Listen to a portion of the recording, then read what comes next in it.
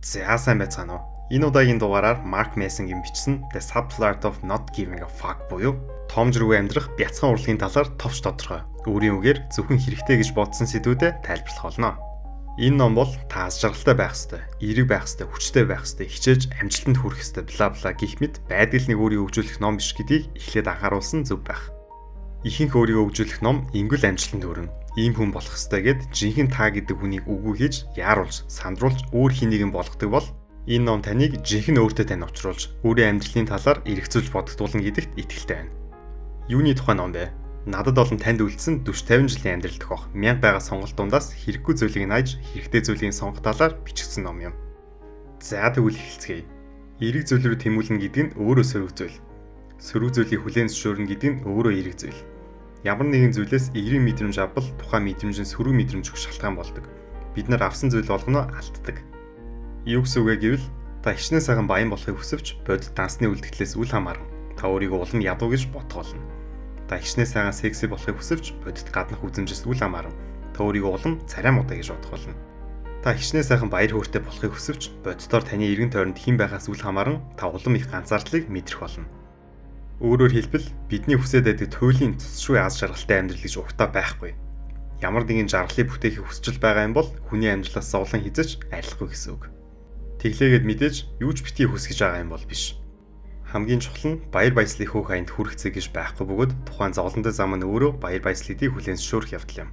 24/7 365 хоног баяр хөөрөөр дүүрэн эрэг сэтгэлээтэй хүн гэж ухтаа байх боломжгүй. Бид нарыг ихээс мэдлсэн цагаас хойш дуусшгүй цуурсан асуудлууд биднийг хүлээж байгаа. Гэхдээ энэ тийм ч муу зүйл биш. Асуудал байж хүн хөгждөг, илүү сайжирдаг. Төсөөлөд үзье. 10,000 жилийн өмнө Африкт нэгэн залуу ямар ч асуудалгүй, юунд ч санаа зовхгүй инээгээл баяр хөөртэй амьдарч бай гэж төсөөллөө. Тэр залуу яах вэ? 7 хоногийн дараа арслан барьж идүүлнэ. Аль эсвэл үлсэж өгнө. Хүний болохгүй байна, хэцүү байна, шаналтай байна гэдэг бол хүний амьдралын салшгүй хэсэг. Тухайн асуудлаа шийдснээр л хүн баяр хөөргийг мэдэрдэг. Ямар ч асуудлыг хүн ямар ч баяр хөөргүй. Ямар ч асуудал шийдээгүй хүн бас ямар ч баяр хөөргүй. Зохиогч Mark Manson ингэж бичсэн байдаг. Асуудалгүй амьдралыг битгий эрэлхийл. Харин сайн асуудалтай амьдралыг эрэлхийл гэж.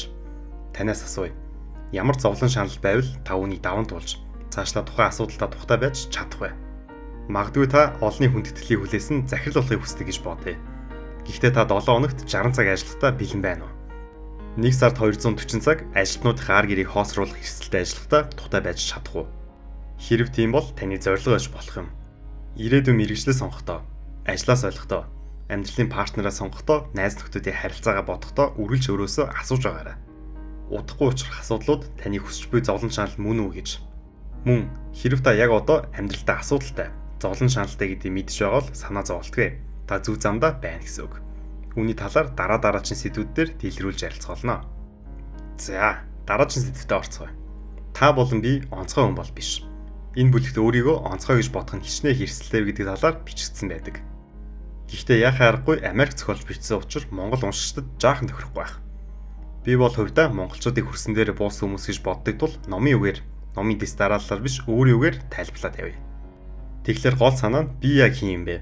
Би юунд муу вэ гэдгийг олж илрүүлэх нь сайн сайхан амьдралын үндэс юм. Өөрийгөө мундаг, бүхнийг чадах ёстой, амархан штэ гэж боддог хүмүүс хизээш хөгждөггүй. Учир нь амьдрал бол тэр чигтээ алдаа юм. Хүн алдаа гарах тоолонд тухайн алдаанаасаа суралцж байх ёстой. Гэвч өөрийн бодит байгаагаасаа өөрийгөө илүү дүсдэг хүмүүс алдаа гаргахаараа яадаг вэ гэвэл өөрөөсөө биш бусдаас алдаа аж эхэлдэг. Үннийг хэлэхэд хүн болгонд л ихч бай багч тийм зам байждаг. Би ч бас ялгаагүй. Гэхдээ энэ зангаа засахгүй юм бол өөрийгөө хөгжүүлэхэд саад учрна. Зохиогч Mark Manson ингэж бичсэн байдаг. Ямар нэгэн агуу амжилт гаргаж байгаа хүмүүс өөрийгөө агуу гэж боддоггүй. Тэгж боддгүй тулдаа л юуг сайжруулах ёстой, юунаас суралцах ёстой, одооноос илүү сайжрах боломжтой гэдгийг үргэлж мэддэг.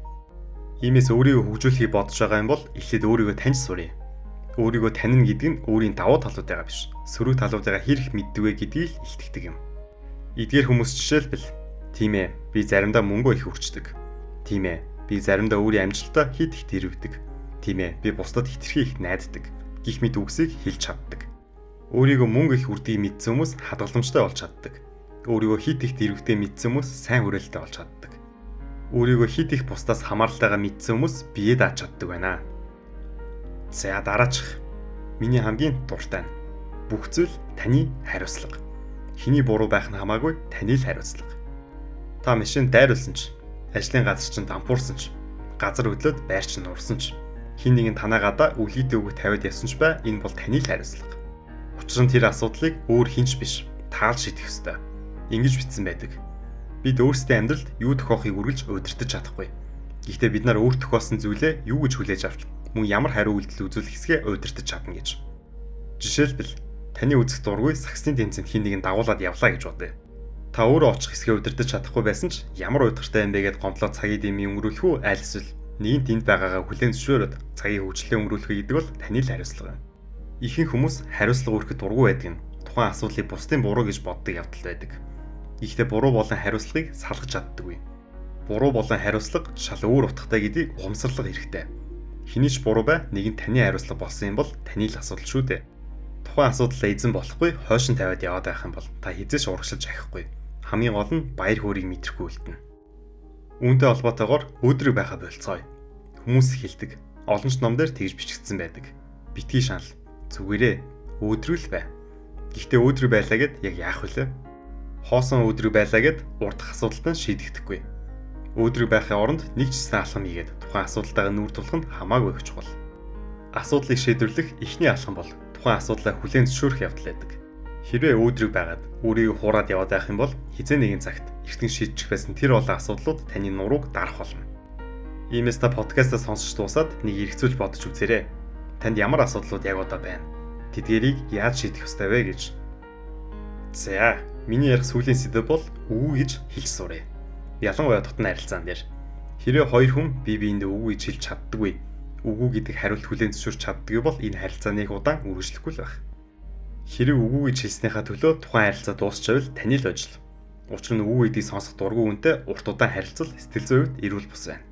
Гэхдээ мэдээж үннээ ярилцаж, хамт хөгжиж, суралцах нь харилцааны хамгийн чухал алхмуудын нэг тул хэрэг танд итгэдэг хүн байдаг бол үнэн байх. Үгүй гэж хэлж сонсож сурах талаар нэг ярилцаж үзээрэй гэж хүсье. За тэгээ таалагдсан бол лайк, subscribe хийхээ мартавзай. Цааш ч бас таны амьдралд багтсан хэрэг болох номыг танилцуулах болно. Хэрэг танд энэ ном таалагдаж, та англи хэлтэй бол энэ номыг англи хэлэн дээр нь уншаарай гэж танд зөвлөе. Монгол хэл дээр яаж орчуулагдсан байгааг мэдэхгүй байгаа ч хараал ихтэй найстайгаа ярьж байгаа юм шиг сэтгэл төрүүлэхүйц хьюмортой уншихад хөгжлөөр бичигдсэн ном байгаа шүү. Дараагийн дугаараар уулзсаа баярлалаа баяртай.